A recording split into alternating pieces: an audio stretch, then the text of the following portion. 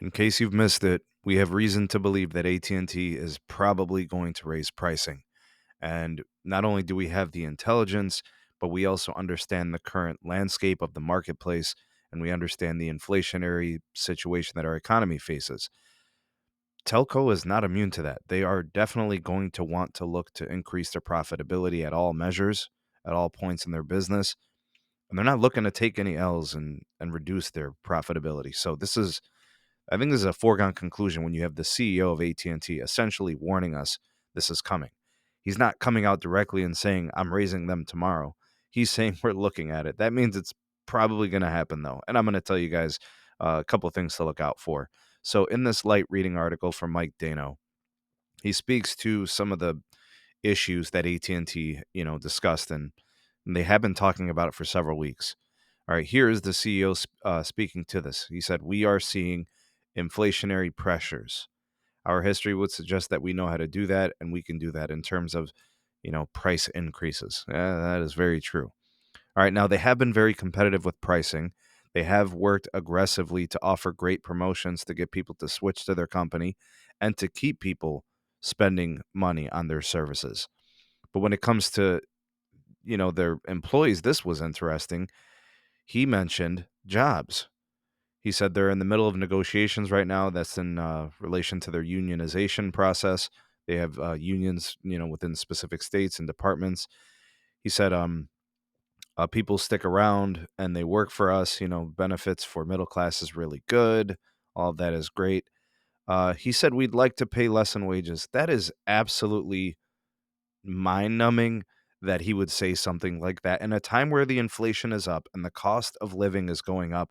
You're going to blatantly just come out and say, we'd like to pay less in wages. That's unbelievable. I can't believe he would actually say that. That just looks horrible on his part. I mean, I get it. You're a businessman, you're a CEO. You just don't come out and say those things under these circumstances. Anyways, ability to raise the prices. They have the ability to do that. They are probably going to do it. A lot of those signals are there. Also, they're fresh off of another great quarter of gains. They're adding subscribers. Their ARPU is still very high. They are essentially T-Mobile, but more profitable, right? T-Mobile adds that kind of subscribers, but T-Mobile does have like free line promos and other things.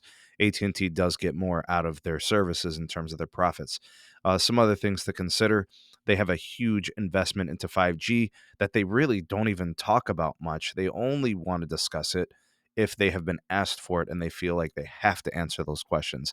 It's something that they'd rather talk about like wireline and fiber, but this is inevitable. They are a wireless customer company, and they have over 100 million wireless subscribers, and they are lagging behind both T-Mobile and Verizon in this arena. So they are going to have to look into spending more on the 5G network. Obviously, the plan is to do so.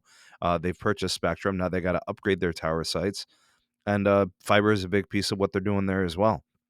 So, in a mixed bag article about AT&T, I think this is very telling about what's coming down the pipeline. Look out for AT&T price increases at some point this year.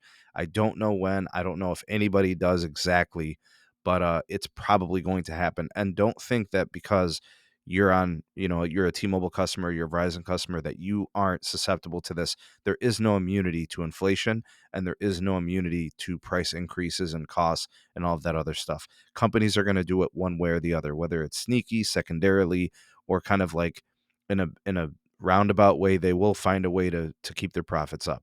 All right, this is a very profitable business, and they want to keep it that way. And specifically in the North American market, we know it is the most profitable place to run telco.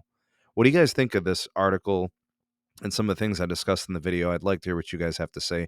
So you can go ahead and drop me a comment down below. You are the voice of the people, the SMT Nation. Let your voice be heard. Like, share, subscribe for more, and then turn on the bell notifications so you never miss an upload. We'll see you all at the podcast tonight on the live stream to discuss these and more on these topics. Take care. Peace.